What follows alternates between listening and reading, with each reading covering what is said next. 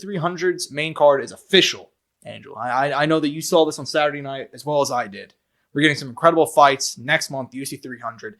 Alex Bahia, Jamal Hill in the main event. Weili Zhang, Yan Xiaonan in the co-main. Justin Gaethje versus Max Holloway. BMF Gold, 5 rounds. Bo Nickal versus Cody Brundage. Arman Tsarukyan versus Charles Oliveira. Everybody freaked out on Saturday because they're like, dude, what the fuck is Bo Nickal doing on the UFC 300 main card?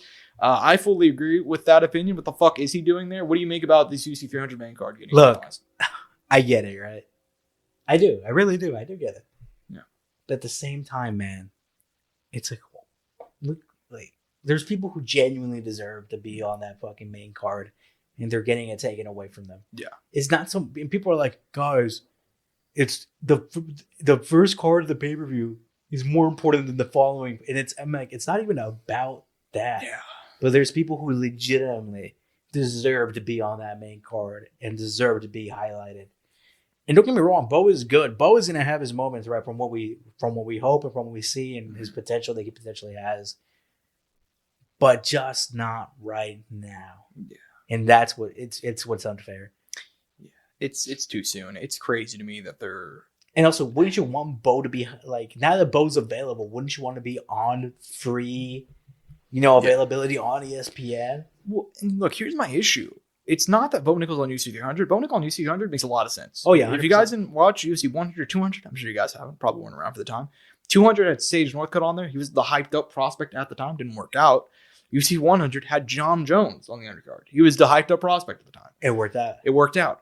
Neither one of those guys were on the main card above champions, though. Like it's. Granted, though, how many of them did have this level of hype that Bo does at this point? Granted, okay, social media and all of that has changed. Fair enough. And I'll ask you this question though: Do you know who those people fought on those previous events? Dude, I'm sure they were. UFC 100 was Stephan Bonner. Okay. John Jones, great fight. Oh, John fought Stephan Bonner. An actual test. Yeah, an actual test. I thought it was earlier in John's career. Never mind. No. UFC 200. I don't know who Sage Northcutt fought. And do you know where he was? He was on the early prelims. Mm-hmm.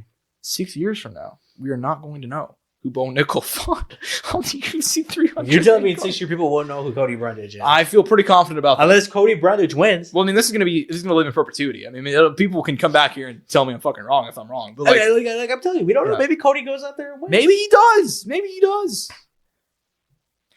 Anyways, so we can. Yeah, I mean, jokes aside, man. I don't got anything else to say about this. It's crazy to me that he's on the main card over multiple champions.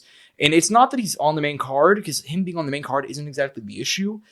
It's the fact that he's in a glorified squash match. And no offense to Cody Brundage, he's a good guy, a good fighter.